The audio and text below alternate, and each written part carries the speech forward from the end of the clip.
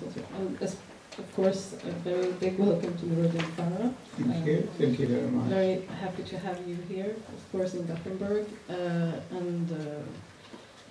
You're here mainly because one of your trilogies has been published again in Swedish, the Blood in the Sun trilogy, which is published by Nästa.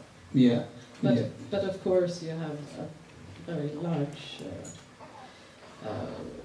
catalogue of books behind you. 3 trilogies, I think, and a couple of other books as well. And your debut, of course, was in 1970 with From a Crooked Rib, which has become something of a modern classic, of course. So I think that this conversation will center a bit around the Blood in the Sun trilogy, although it's been a while since you wrote it, of course. But I'm sure we will have the opportunity to talk about your other books as well. So, as I said, the Blood in the Sun trilogy was written a while back.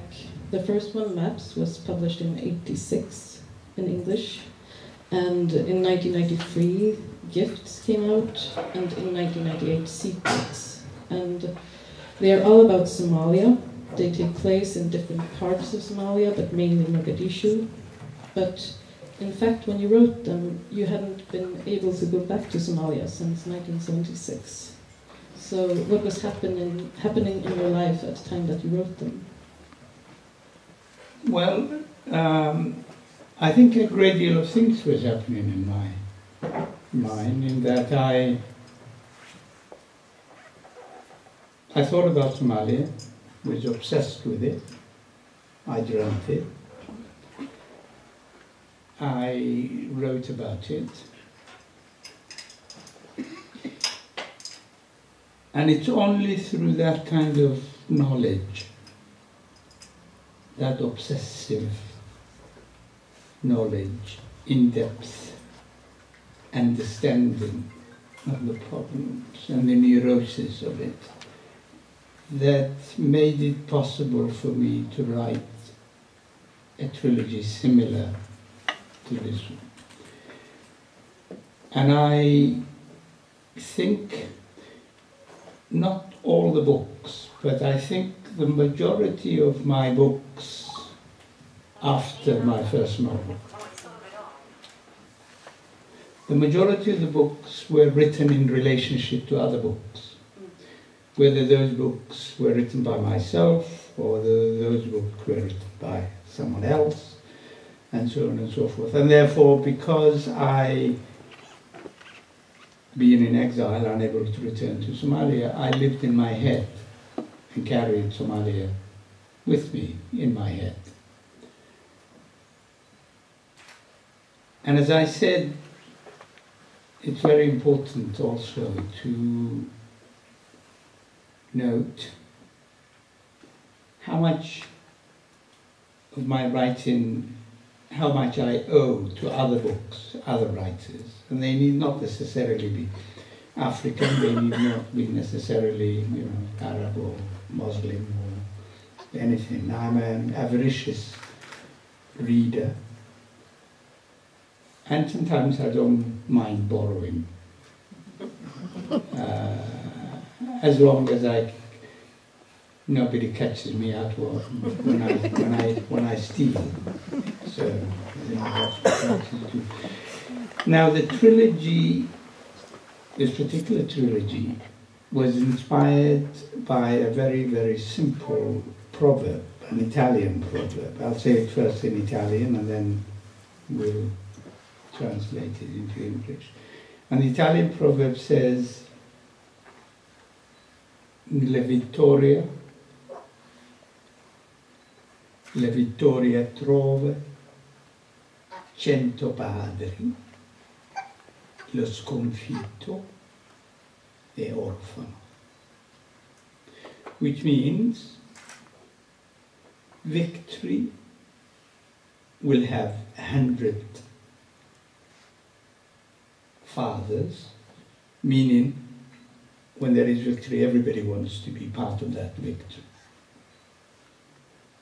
and lo sconfitto, defeat, is an orphan. No one wants to have anything to do with it. So if the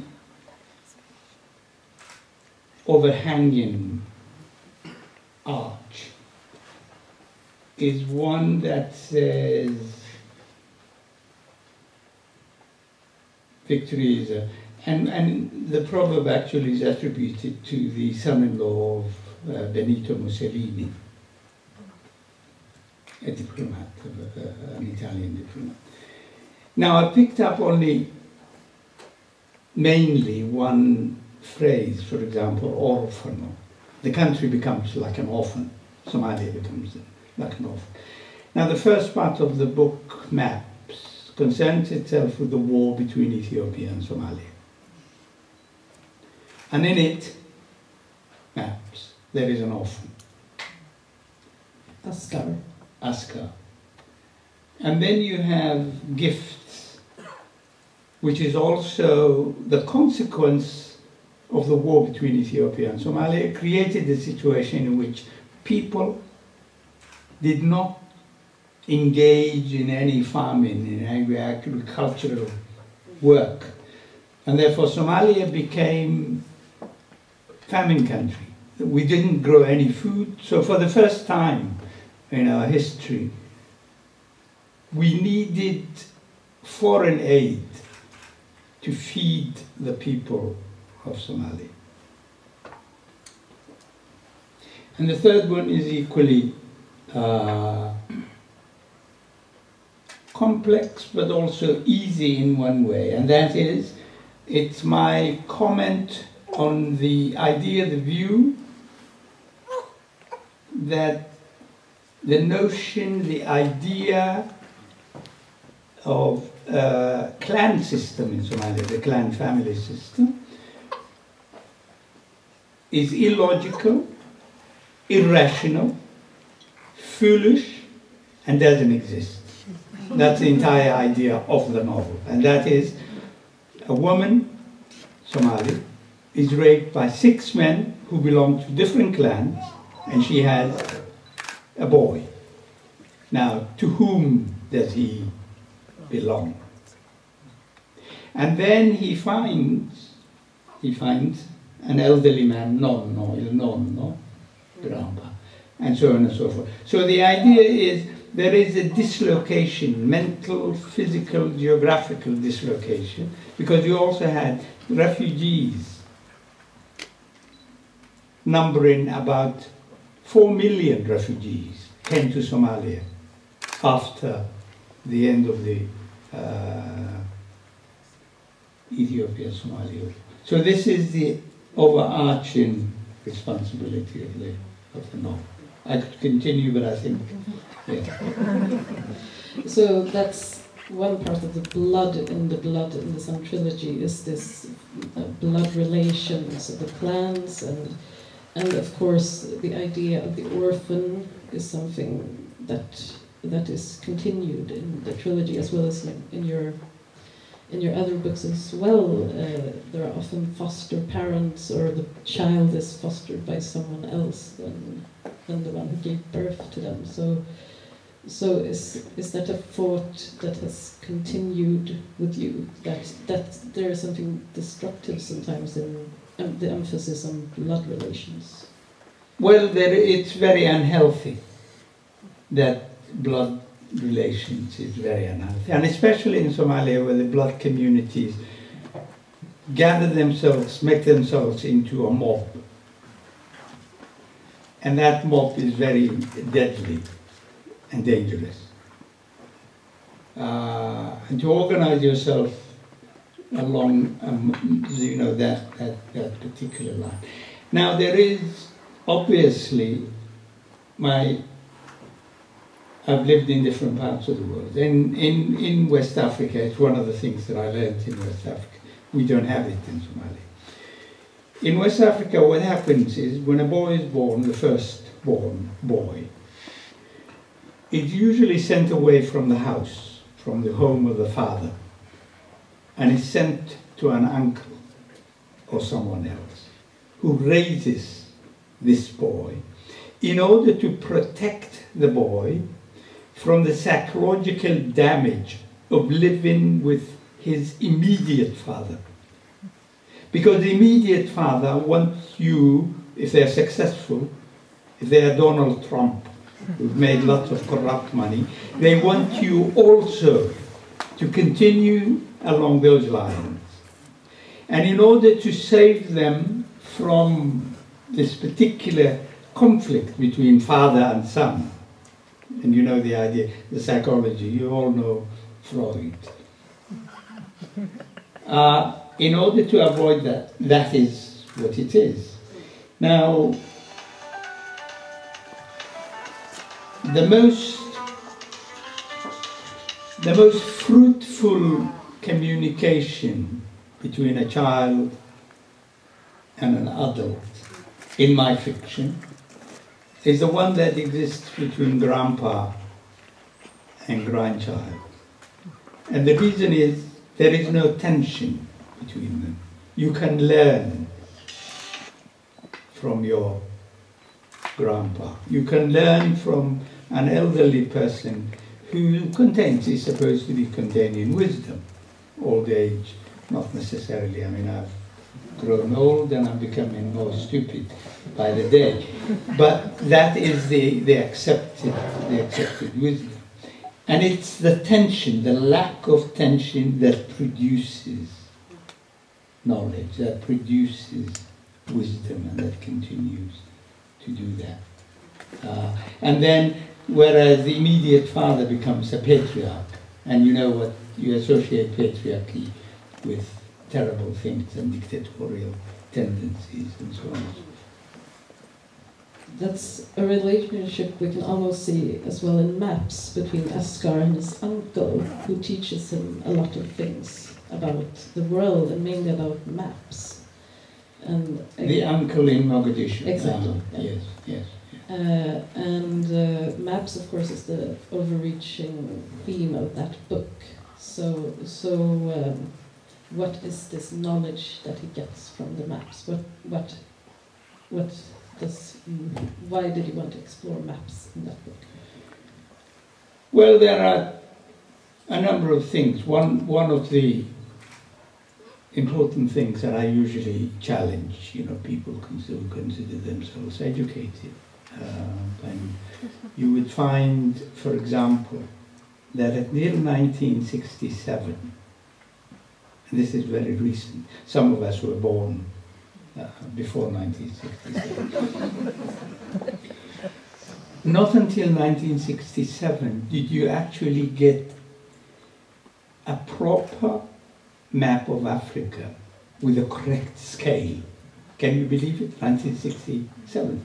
That's so long, not so long ago. And the reason is, prior to that, the maps of Africa were made small, and the maps of Europe were made much, much larger than Africa. Because if you were to take the exact scale of a map in the world, you would actually find that the country like Sudan is a lot bigger than several countries in Europe put together, one country. If you put Sudan and the Congo, those two countries, and add, for the sake of an argument, Libya, you would find that Europe is not as big as 3 countries. And yet the map that we were taught, I used that map. And I always thought as a child that Africa was smaller than Europe. That's one reason.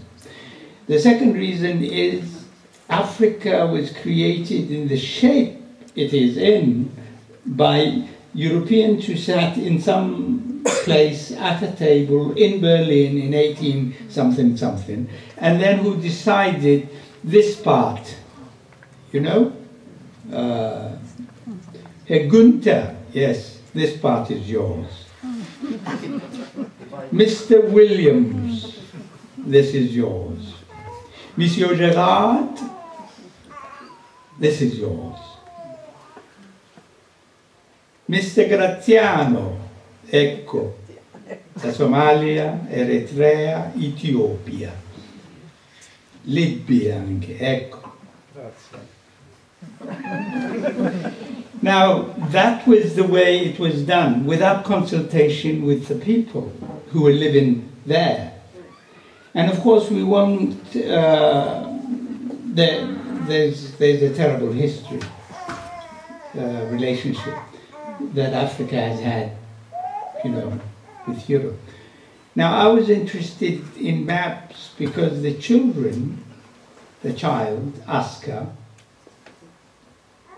as a Somali, looking at the map, realizes that the borders that were created were borders not by the Somalis and the neighbors, Ethiopia or Kenya, but by France and Italy and England. Now that was where the interest was, and therefore place the person where he or she belongs in a map somewhere. Now, it's a very interesting thing when if you live in the Scandinavian world and then Denmark moving around and colonizing these people and then moving away and then marrying the Swedes and then divorcing and then getting married to the Norwegians. This is at least in part acceptable because there is, but it's not acceptable, for example, for Denmark to occupy a country much, much bigger than itself called Greenland. But we won't go into that. Anyway, the maps therefore become quite important. And they're also important because the borders of the map become a sort of border between Askar and Misra, who is his foster mother. Yes, yes. The novels, Blood in the Sun, is actually called the body novels. The body, the human body novels. And because different chapters sometimes are devoted to one part of the human body, and you know, and different parts of the body are useful for different purposes. And almost everything on the human body does more than one job. You know, people who believe in the greatness of God will tell you that the mouth is not only for eating, but the mouth is for this and that and the other one. And it's God's wisdom that enables us to do that. So that is also my interest. And the border, as you say, between the body. And then how the two of them, they seem to secrete into each other. The fluid of one is mixed with the fluid of the other. Yeah, they live in a sort of symbiosis. They live in symbiosis, and Aska has a certain empathy towards Misra. Such is the case that because she menstruates, and when she menstruates, she has terrible time with menstruation, and so he is in so much empathy towards her that he also has a monthly. He thinks, he claims he's actually doing it. But you know, because of what you would call propaganda and the creation of an enemy, because you know, Somalia and Ethiopia are supposed to be, we were raised to think of Ethiopia as enemy number one.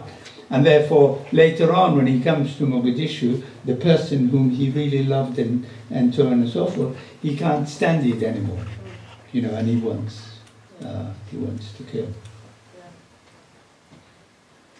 So that's maps. If we move on to the second book of the trilogy, as you say, it's about the difficulties that are an effect of this war in the Ogaden.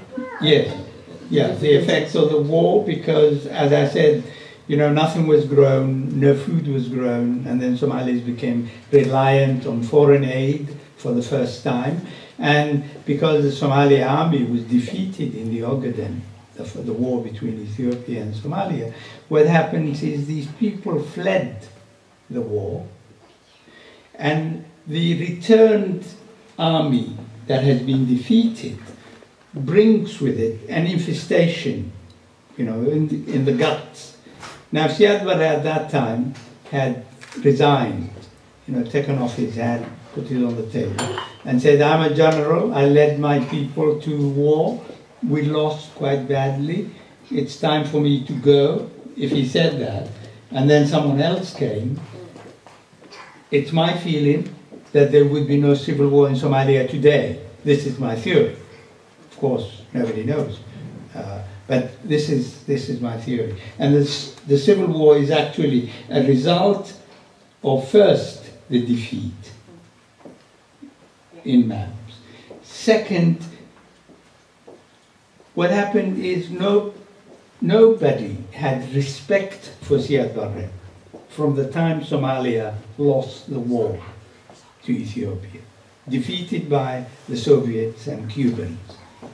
Never mind, but there was defeat. So from then on, no one had any respect for Siad Barres. It's as if the country became an orphan, without a parent, without a father. And Siad Barres then came and was known as the mayor of the city of Mogadishu. Now that is the setting for gifts. And it's a country in crisis. There is starvation in the countryside, and you notice in the city that it's difficult to find electricity and gas for cars as well. And that's the setting for a meeting between Dunya, who is a midwife, and a UN official called Bosaso. So they're in the midst of all this trouble. There is a sort of love relationship starting to sparkle. So how do they manage to find that in the middle of such a tremendous crisis? Well, I think it's important to mention the orphan, because an orphan, a small little boy found in a dustbin. Can you imagine an Islamic society, Somali? A woman gives birth to a baby, and instead of keeping the baby, it's possible that she was, you know, baby was born out of wedlock. And quite often in Somalia, whenever a woman gave birth to a baby, what they would do usually, they would take it and leave it at the doorsteps of the Catholic Church. But this one didn't even bother to go all the way to the Catholic Church. This one dumps the baby in a bin. And the baby is found by the daughter, Dunia's daughter. And Dunia in Arabic or in Somali, it means the world, the universe. So here you are, this particular woman who already has, does she have 3 other children or does she have 2? I can't. Okay. No, but also a small daughter. Sorry? The twins and a small daughter. Sorry. Yes. Yeah. No, you were right. Yeah. I thought there were 3. Yeah, I would have accepted it. I haven't read these books for many years. The little child has been sent You've misled us, sir. I won't believe you. I won't take you seriously. Yeah. No, but the little daughter has been sent away, so it's... Yes. And so you have... And this brings... This is the unifying arch, because it brings together, you know, all this family. And because they are all... He's called the nameless one. He has no name, because nobody knows whose child it is. And then she takes care of it. And then the man, whose nickname is Bosaso, goes there quite often on the pretext that he's interested in the boy. But he's not actually interested in the child. He's interested in the woman, who is a very dignified woman, because he has everything that that you need. He has all the money in the world. He has a car. She refuses to accept his lift because she says there must be conditions to a lift. What do you want? Why are you giving me a lift? I can walk. Why are you giving me a lift? Which, in a sense, actually is rings, you know, the foreign aid. You know, there are usually Americans would come, or the Swedes would come, and then they would say, "We'll give you something," and then you say, "But why are you giving me something?" You know. So if you become independent, self-reliant, you can have your dignity. And in the Quran, and I will do it in Arabic, so that those. There is a verse in the Quran, and the Quran says, وَالْيَدُ الْعُلْيَا خَيْرٌ مِنَ الْيَدِ السُّفْلَى, which means the upper hand, God prefers the upper hand to the one below. Meaning, even God prefers. I'm interpreting it now. It's not exact interpretation. I hope nobody feels offended. The upper hand is preferred to the recipient. In other words, the giver is better than the recipient. So it is already clear. And foreign aid, therefore, is one of the themes, one of the major themes of the novel. Yeah, because of course the overarching theme is the gift, and on the one hand we have the boy who is sort of a gift to Dunya and Bosaso. Yeah. And that's a good gift because it brings them together, but at the same time we have the foreign aid, which is both good, because maybe it's good that some people, it might lead to less starvation, but it might also lead to further difficulties. Yes, but another theme, sub-theme that actually runs in the novel is against dictatorship. And the reason is because although this is not part of the trilogy in dictatorship, because it is said, and it has been proven quite correctly, that there can be no famine in a country that is democratic. You see? And why is it? Because some people look for democracy way, way out. There can be no famine in a country that's democratic, because before the famine hits, before the drought hits, the newspapers will write about it. People will speak about it. And therefore, whether the government likes it or not, somebody has to do something about it. And then what happens is, if there is a famine, and the government doesn't do anything about it, then the next time there is an election, those people are not re-elected. You see how democracy and famine don't coexist. If there is one, the other one must go out of the window. It has been proven by Amartya Sen, who is an Indian Nobel Prize winner in economics. And the theory was that the one time in India when there was famine, and in many other countries where there are famines, it was discovered that people in authority were not interested in the life of the people whom they were dominating, whom they were ruling. So that's also a sub-theme in the novel, in the novel Gifts. Because Siad Barres, the dictator, was still there. He didn't care much about it. As long as he had food on his table, it didn't matter who died, who starved. And so then we come to the last book of the trilogy, which is Secrets, and that paints a very bleak portrait, I'd say, of both Mogadishu, where it mostly takes place, and of humanity even, because it's a very dark story, but very poetic. I am dark, so that does that mean that? No. It's, you know what I mean. Yeah.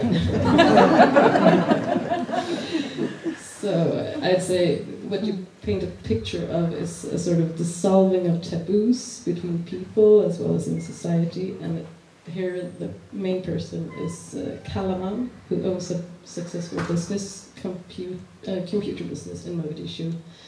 But at the same time we see the civil war drawing closer.